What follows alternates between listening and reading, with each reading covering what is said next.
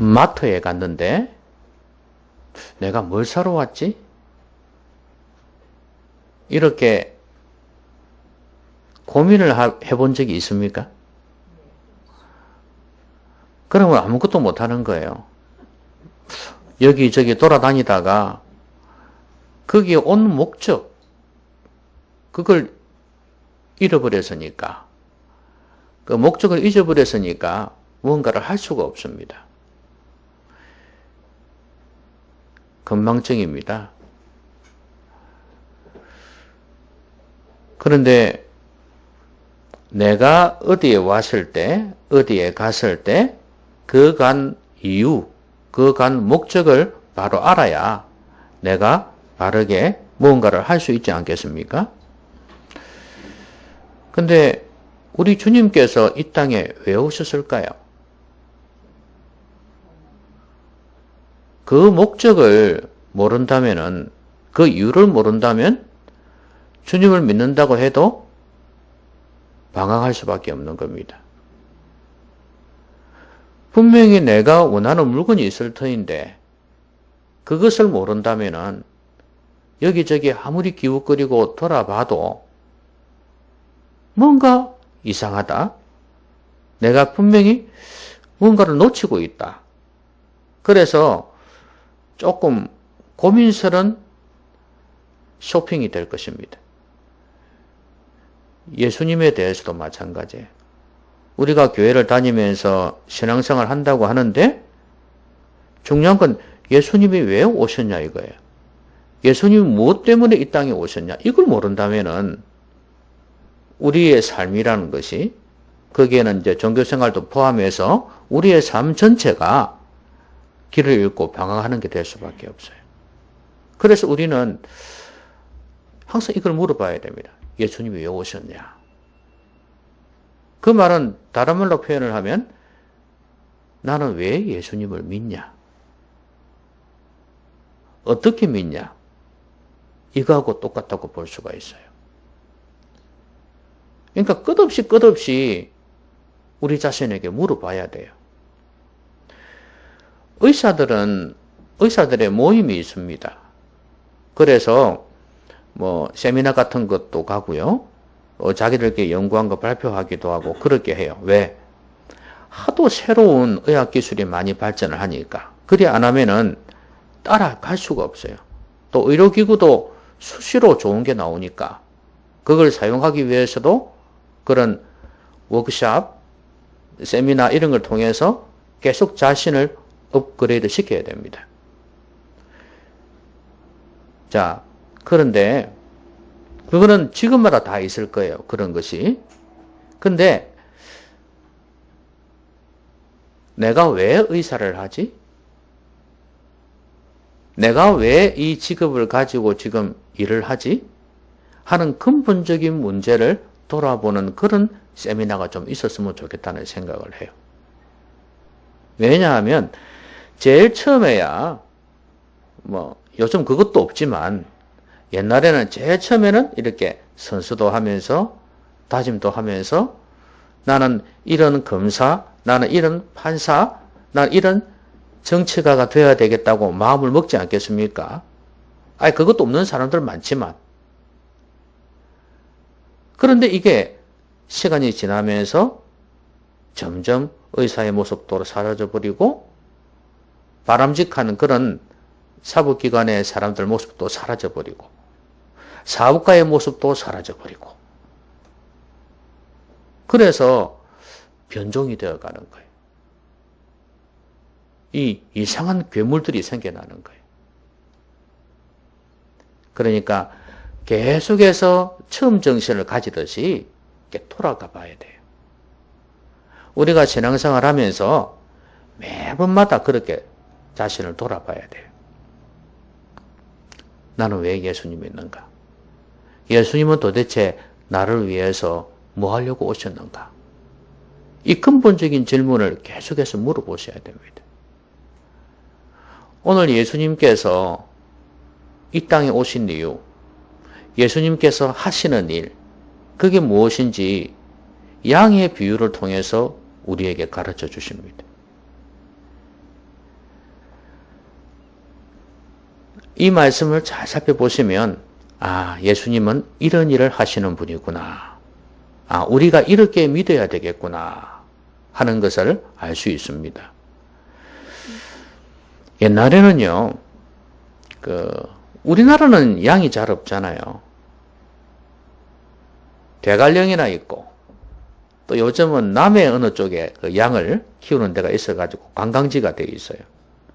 예, 그 정도로 생소하니까 관광지가 되는 거 아니겠어요? 흔해 빠졌으면 무슨 관광지가 되겠습니까?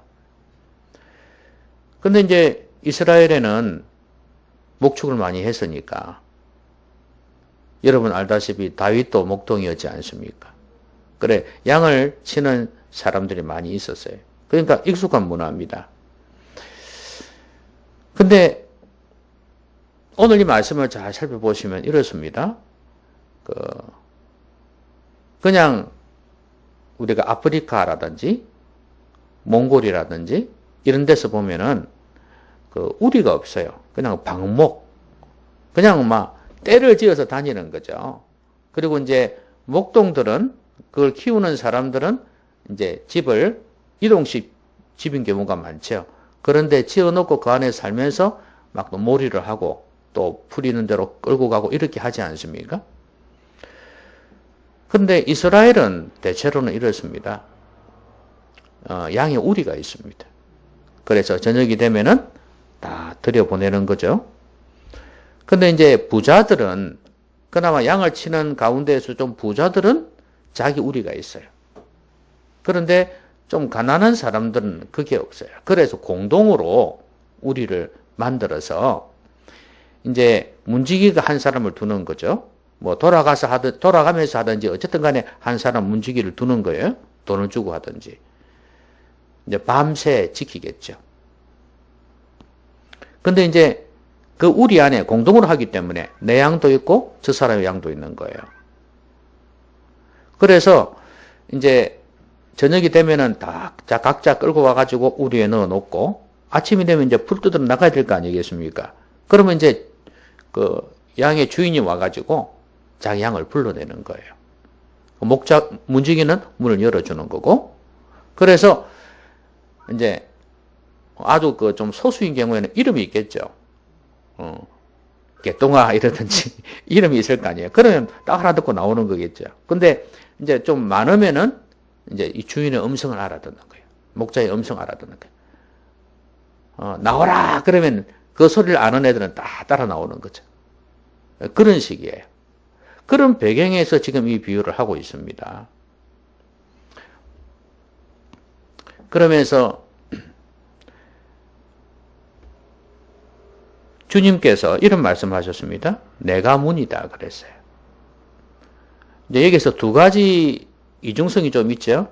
예수님은 내가 문이다 하시면서도 또 목자다 이런 말씀도 하셨고요. 두 가지 상황으로 놓고 이해를 하셔야 됩니다. 그러면 내가 문이니 누구든지 나로 말미암아 들어가면 구원을 받고 또는 들어가며 나오며 꼴을 얻으리라 이렇게 말씀하셨어요.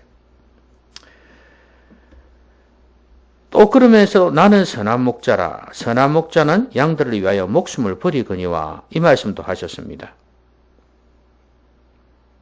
그리고 10절에 보면 내가 온 것은 양으로 생명을 얻게 하고 더 풍성히 얻게 하려는 것이라. 이 말씀도 하셨어요. 자, 지금 주님께서 오신 이유를 말씀하고 있죠? 한마디로 뭡니까? 양으로 생명을 얻게 하는 것. 이것이 주님께서 오신 가장 근본적인 이유입니다. 여러분, 여기에서 당연히 목자는 양의 생명을 보호합니다. 이리가, 늑대가 오는 걸 보면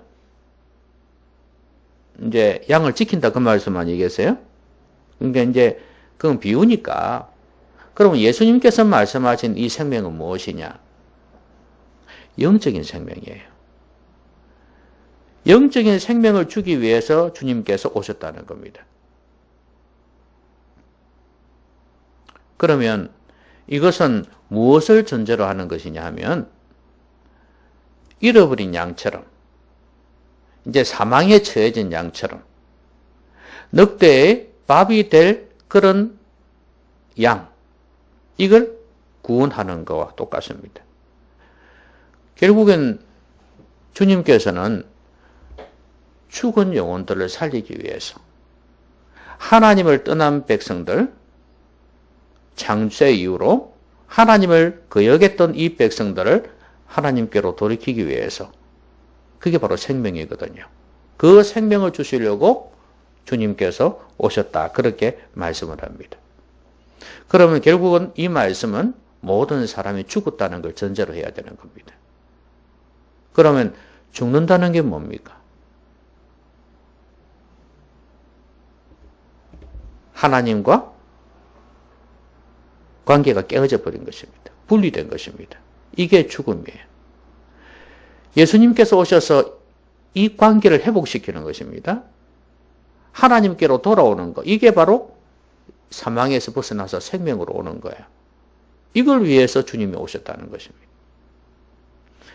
모든 사람이 죄를 범하였음에 하나님의 영광에 이르지 못하더니, 여러분 이게 이해가 되십니까?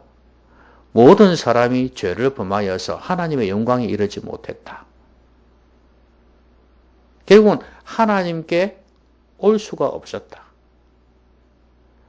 하나님을 찾을 수도 없었다.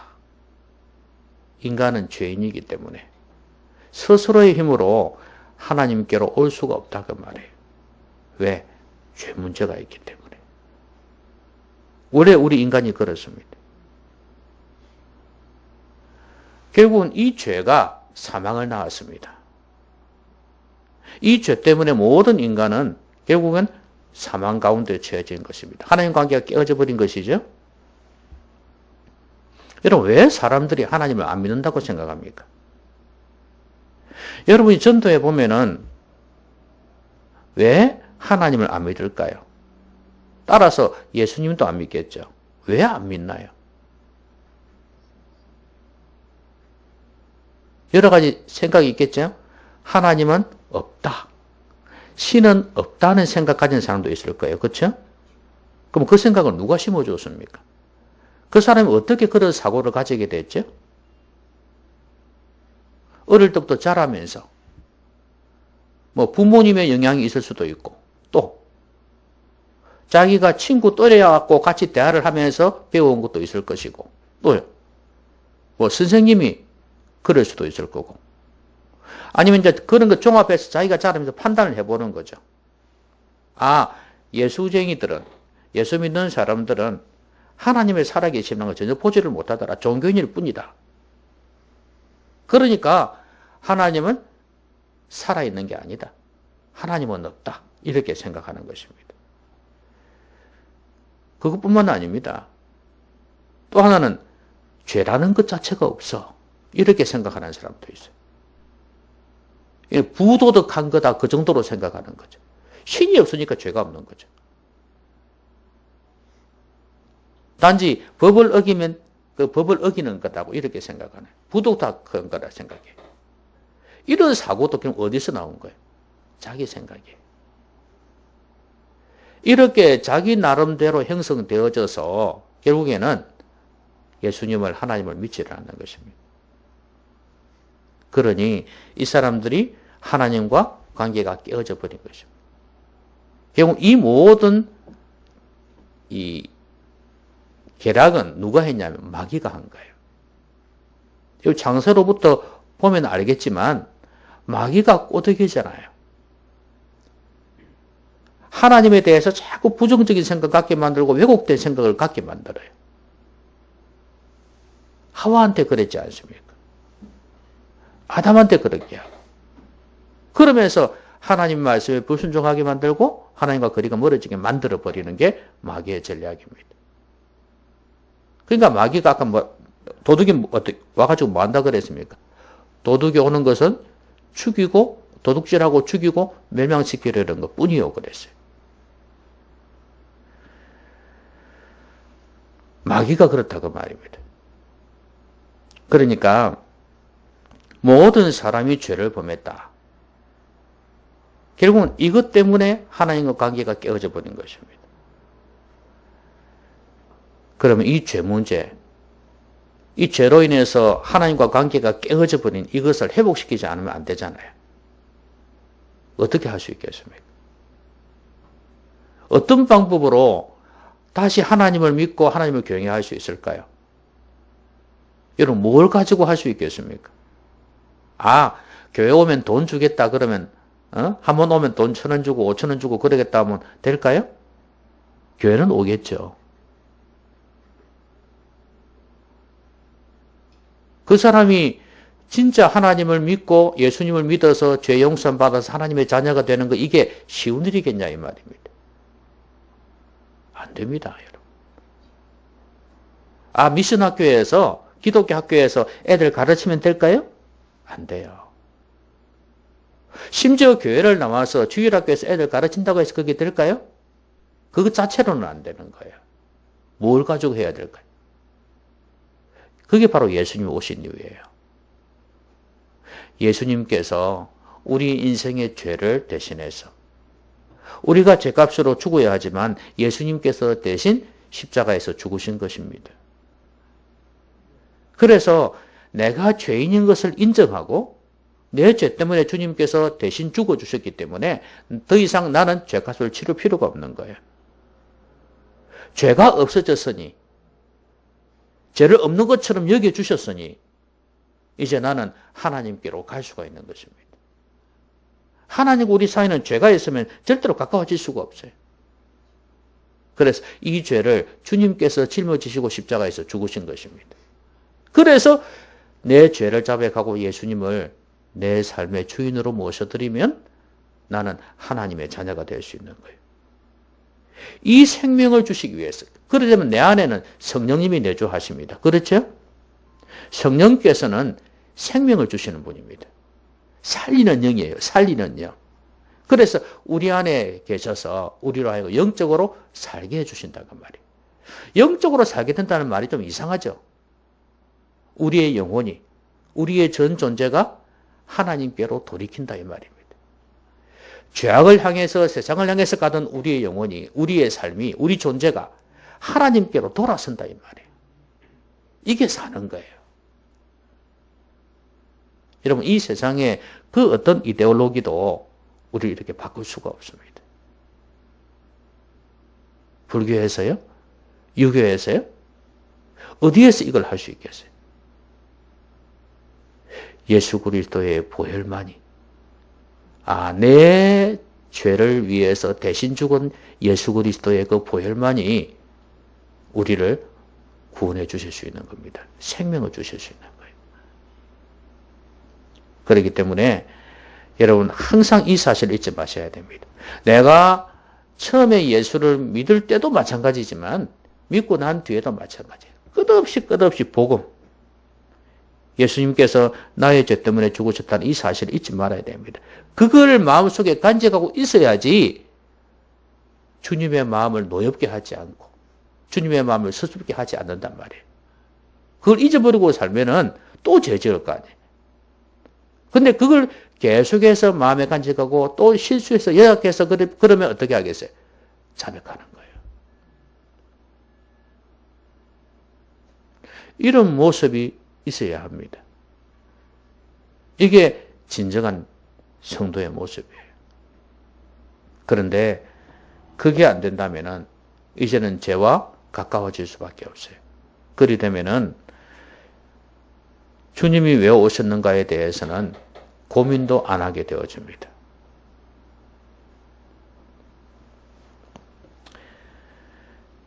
끝없이 우리의 삶 속에서 주님께서 왜 오셨는가? 나의 죄 때문에 죽으신 것을 오셨다는 걸 계속해서 묵상하고 신뢰해야 됩니다. 나이가 들어가면은 더더욱 그렇습니다. 자, 한 번 죽는 것은 사람에게 정하신 것이요. 그 후에는 뭐가 있다고요? 심판이 있습니다. 그러면 그 심판을 면할 수 있는 방법이 뭘까요? 그 심판이 왜 있습니까? 죄 때문 아닙니까? 그러면 그 심판을 벗어날 수 있는 방법은 뭐예요? 예수님 십자가의 보혈이에요. 나이가 드셔가지고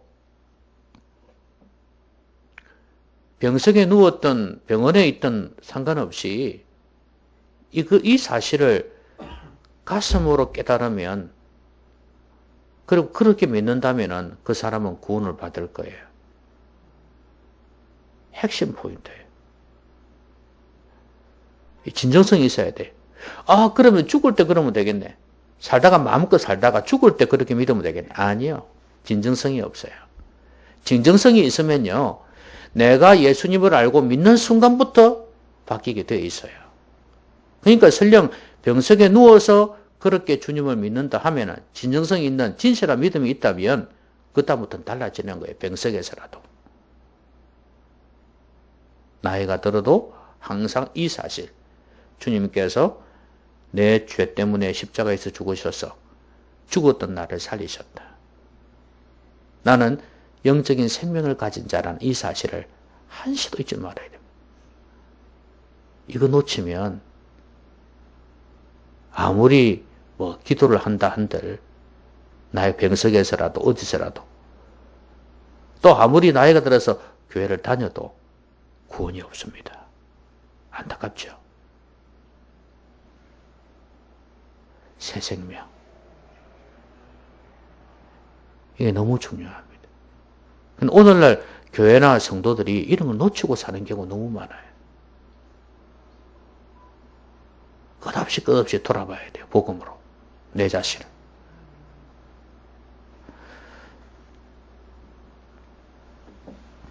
자, 그 다음에 이런 말씀을 하셨습니다. 이제 양이 오지 않습니까? 목자가 오지 않습니까? 양을 이제 먹이기 위해서, 이제 끄집어내기 위해서 왔습니다. 그런데 여기 보면 나보다 먼저 온 자는 다 절도요 강도니 양들이 듣지 아니하였느니라고 그랬어요. 이 말은 두 가지 면이 있습니다. 예수님이 문이라 그러셨지 않습니까? 문이기 때문에 문으로 들어가지 아니하고 어디로 들어가요? 담으로 이렇게 뛰어넘어 들어가든지, 그죠?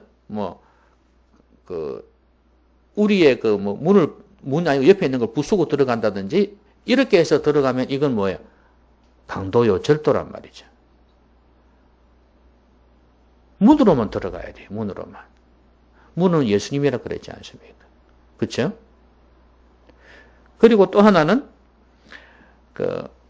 양을 부르는데, 목자가 와가 양을 부른단 말이에요. 근데 지주인이 아니에요. 그럼 뭐예요? 문지기가 잘 수도 있을 거 아니에요. 문지기가 모를 수도 있을 거 아니에요. 그러면 양을 부르는데 양이 오냐? 안 온다, 이 말이죠. 왜? 자기 주인이 아니니까.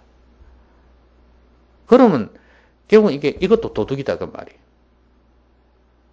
그래서 지금 여기서 말씀하는 게 뭐냐 하면, 일단, 문은 예수님이다.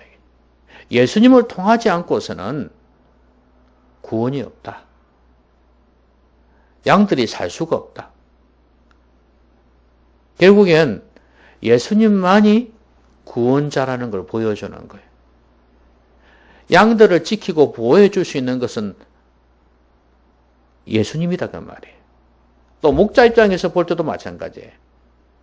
도둑은 뭐예요? 아까 도둑질하고 죽이고 멸망시키려는 것 뿐이요 그랬잖아요. 잡아먹기 위해서, 팔아먹기 위해서 훔치러 온 거예요. 근데 목자는 안 그렇다, 그 말이에요. 그래서 예수님께서 하시는 말씀이, 여기에서 하시는 말씀이 뭐냐면, 내가 유일한 구원자다 하는 의미예요. 이 양들의 생명을 보호하고 살릴 수 있는 존재는 내밖에 없다는 걸 말씀하는 거예요. 유일한 구원자 예수 그리스도. 진정한 목자는 주님밖에 없다고 말입니다. 여러분, 영혼을 위해서, 영혼의 죄 때문에 십자가에서 죽은 사람이 누가 있냐 이 말이에요. 나를 믿으라 하지만 예수님처럼 우리 죄 때문에 죽어주신 분이 누가 있냐 이 말이에요. 마호메트가 그랬습니까? 스가모니가 그랬습니까? 공자가 그랬습니까? 자기 나름대로 인생의 깨달음, 좋은 교훈들 어디서 배우고 들은 거 다 해가지고 이렇게 이야기를 해 주었겠죠. 제자들을 가르쳤겠죠. 그러나 거기에는 십자가의 희생이 없습니다. 우리의 죄를 담당하기 위한 뭐가 없다 그 말이에요.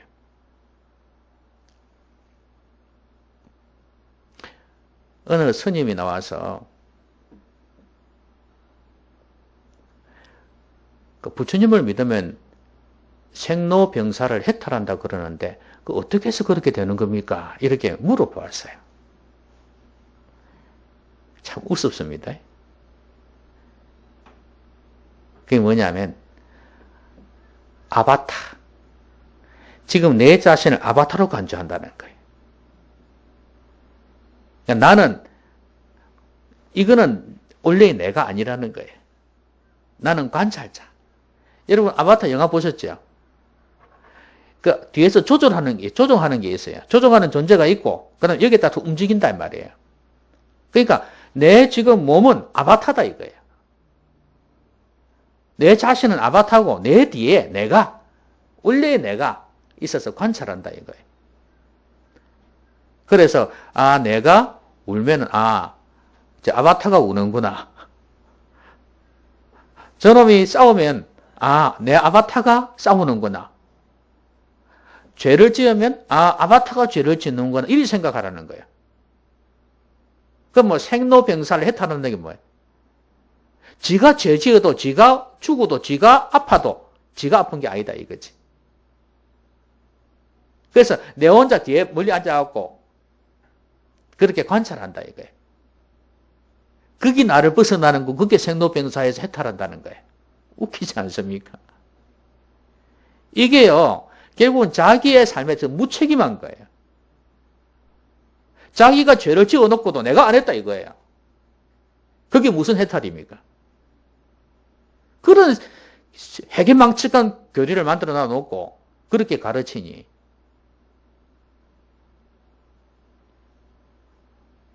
여러분 이 세상에서는 생로병사를 해탈한 자가 없습니다. 예수님만이 죽었다가 부활하심으로 이 문제를 해결하셨어요. 이 세상에서 진정한 부처는 예수 그리스도입니다.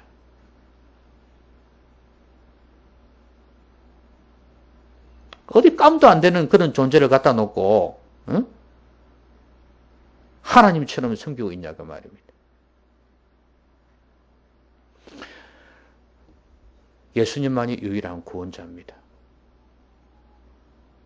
여러분 그 침묵이란 엔도 슈샤쿠라는 사람이 지은 책이 있습니다. 지난주에 다 읽었어요. 이 책이 하도 유명한 책이라서 꼭 읽어봐야 되겠다 생각했는데 이번에 읽은 거예요. 근데 이 내용은 뭐냐면 일본에 옛날에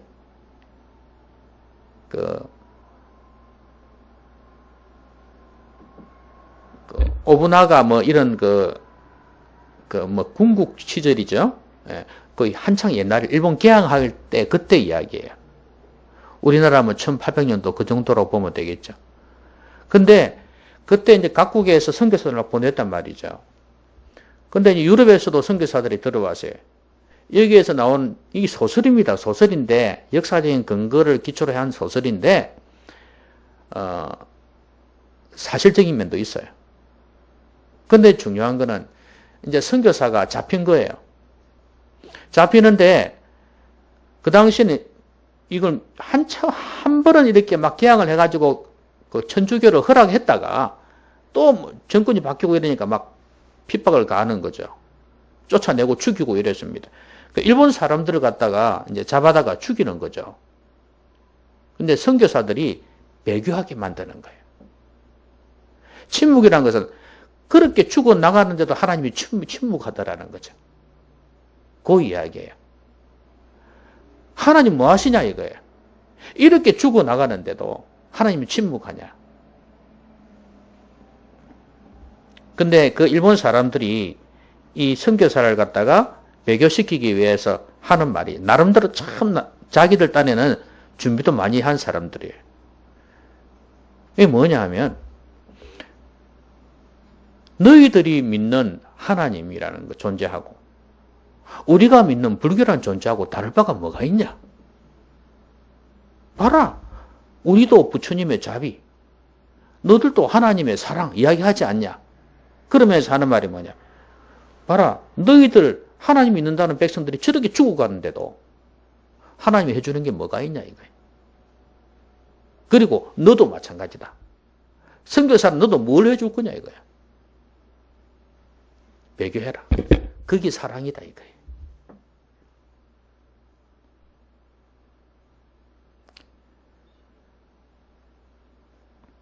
근데 거기에서 배교당한 사람이 많이 있었어요. 하나님이 침묵한다. 그리고 자기 때문에 많은 사람이 죽는다는 것 때문에.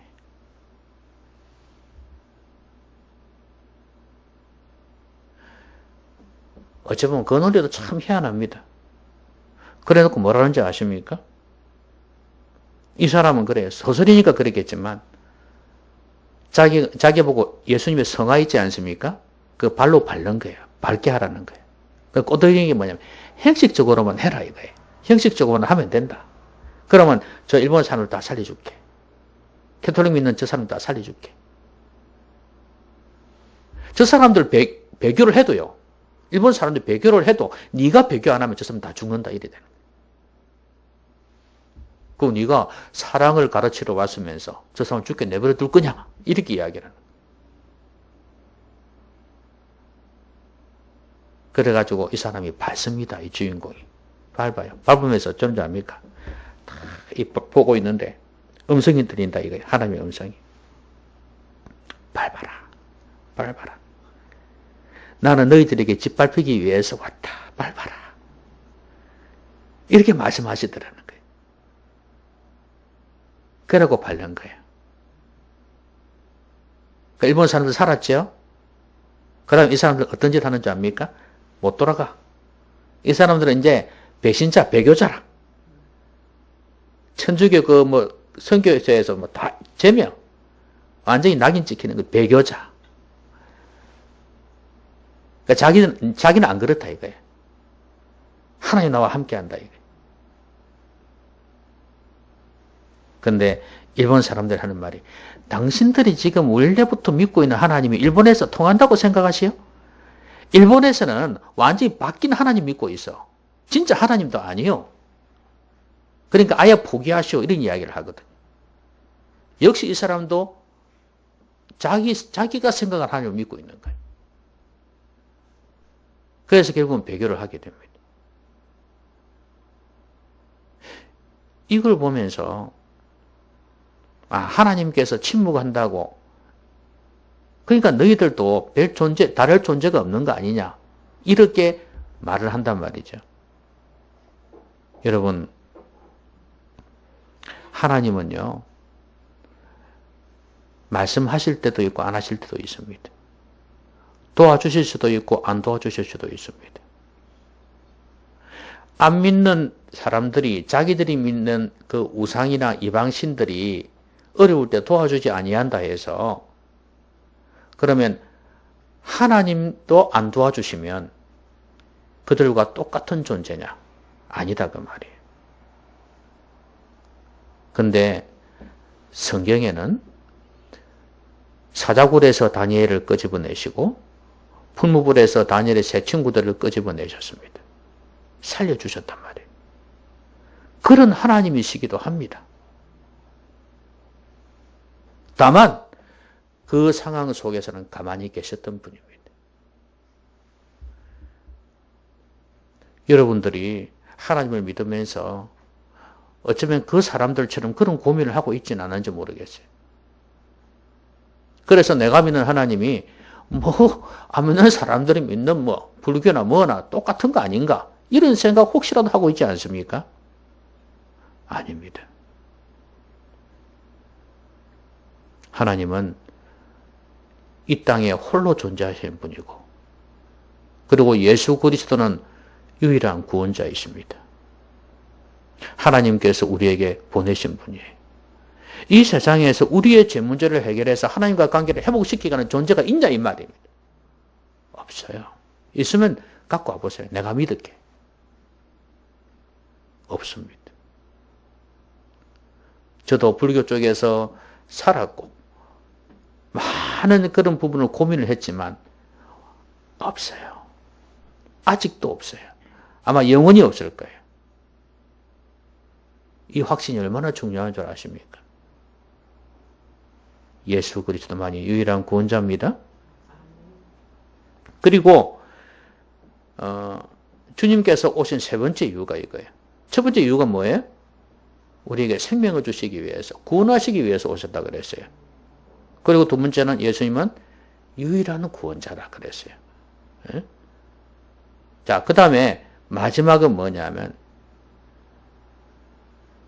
생명을 얻게 하고 더 풍성히 얻게 하려는 것이라는 이 말씀이에요. 자, 내가 문이니 나로 말미암아 들어가면 구원을 받고 그 다음에 또는 들어가면 나오면 꼴을 얻으리라 그랬죠. 꼴을 얻는다는 게 뭐예요? 양에게 있어서는 풀 아닙니까? 양식이죠. 그럼 이게 영혼의 생명이라고 한다면 이 양식은 영혼의 양식이에요. 주님을 믿지 않는 사람은 영혼의 양식을 얻을 수가 없다는 겁니다. 여기 더 풍성히 얻게 하려 한다 이 말씀을 하셨거든요. 그러면 주님께서는 우리에게 풍성한 삶을 주시기 위해서 오셨다는 그런 말씀입니다. 근데 전제 조건이 하나 있습니다. 우리가 읽은 본문에서 나와 있지만 내 양은 내 음성을 안다 그랬죠. 그렇죠? 그리고 주인도 양을 안다고 그랬어요. 그러면 결국은 양이 주인의 음성을 알고 주인도 양을 알고 이렇게 서로 교감하는 모습이 있어야 된다는 거예요. 교제입니다. 동행입니다. 이게 있어야 됩니다. 이 하나님과의 관계가 안 돼 있으면 풍성한 삶을 누릴 수가 없다는 거예요. 여러분,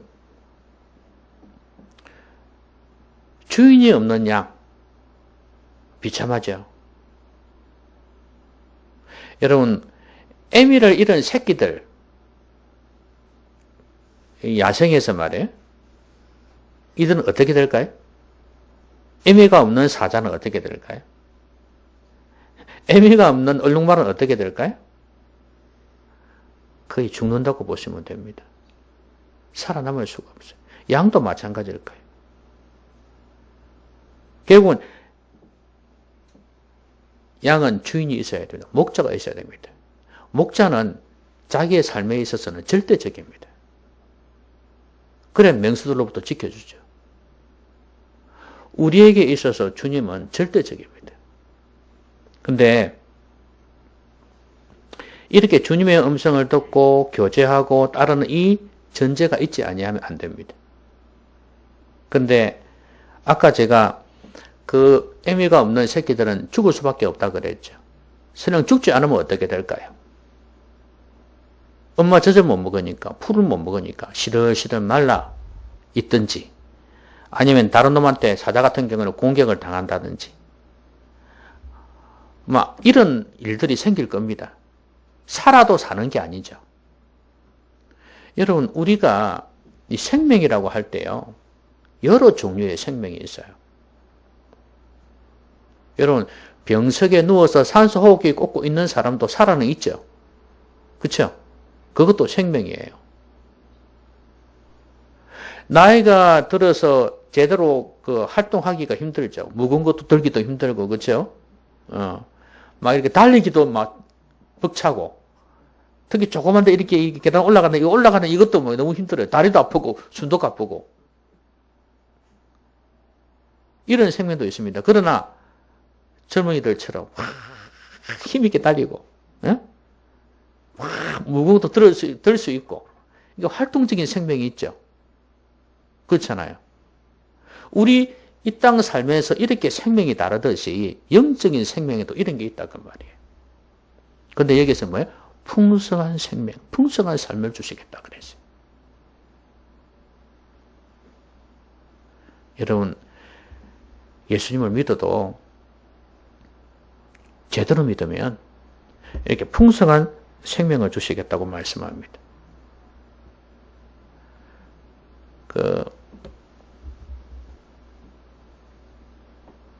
감사가 있고, 평안이 있고, 기쁨이 있고, 만족이 있을 수 있는 삶. 이런 삶은 풍성한 삶이라고 볼 수가 있습니다. 근데 주님께서 인도하시다 보면은 아까 풍성한 삶, 또 풍성한 꼴 말씀하셨는데 시편 23편에 보면 여호와는 나의 목자시니 하면서 나오는 말씀이 있지 않습니까? 근데 목자는 양을 이끌어갈 때 그냥 푸른 초장 실마른 물가로 인도하시는데 그냥 이렇게 인도하시는 게 아니에요. 어떨 때는 어디를 지나갑니까? 사망의 음침한 꼴짜기를 다닐지라도 원수의 목전에서 맹수들이 우글거리는 그런 가운데에서도 목자가 지켜주니까 가는 거 아니겠어요? 거기도 간다 그 말입니다. 여러분, 나의 갈 길 다가도록 그 환희 크로스비가 작사한 그 내용인데 거기에 보면 마지막 구름기에 뭐가 있어요? 믿음으로 사는 자는 그 다음에 만사형통하리라는 구절이 나오죠. 만사형통한 이게 번역이 잘못됐대요. 하나님께서 인도하신다 이런 표현인데 우리나라에서 번역을 할 때 만사형통이라고 번역을 해버린 거예요. 어디 한국 사람 그런 게 있잖아요. 그게 만사형통이 무슨 만사형통이에요? 하나님은 자기가 맹인 아닙니까? 에? 그런 가운데에서 자기는 하나님 인도하심을 노래하고 찬양했단 말이죠. 하나님은 좋은 그 푸른 초장으로도 인도하시지만 사망의 음침한 골짜기로 인도하신다는 거예요. 그러니까 풍성한 생명이란 건 그런 가운데에서도 하나님이 나와 동행하시기 때문에 보호를 해주시고 지켜주시기 때문에 하나님께서 또 그런 은혜를 주시는 거다 이 말이죠.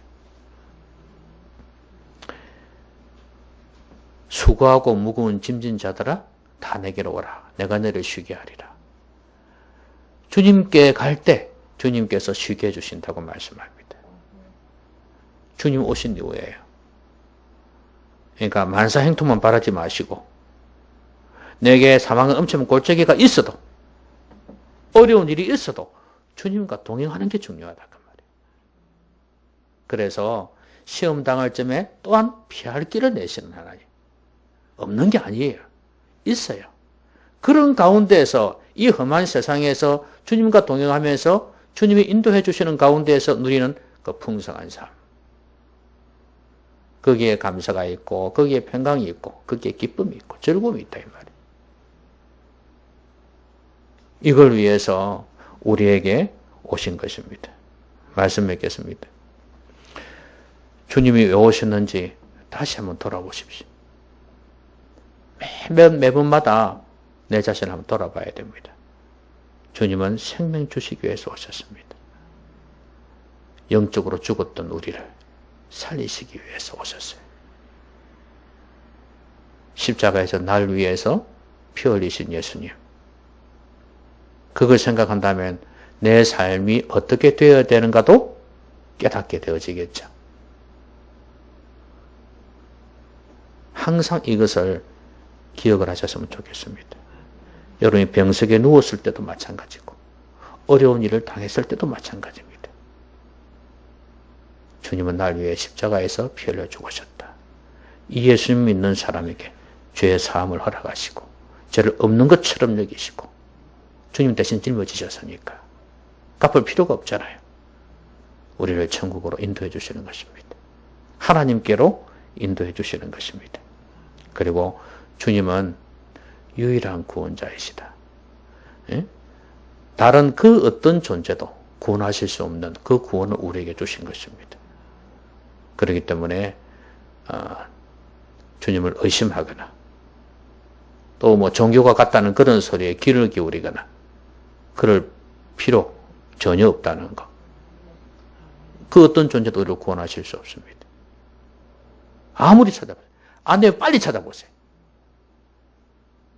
빨리 답 없는 것 가지고 주님께로 나오십시오. 없네요. 주님밖에 없네요. 이렇게 되기를 바라요.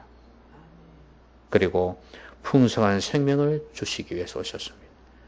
주님을 믿고 주님과 동행하시면 비록 사망의 엄청난 골짜기로 다닐지라도 하나님께서 해를 막아주시고 주님께서 우리에게 푸른 초장 실만한 물가로 인도하시면서 풍성한 삶을 허락해 주실 것입니다.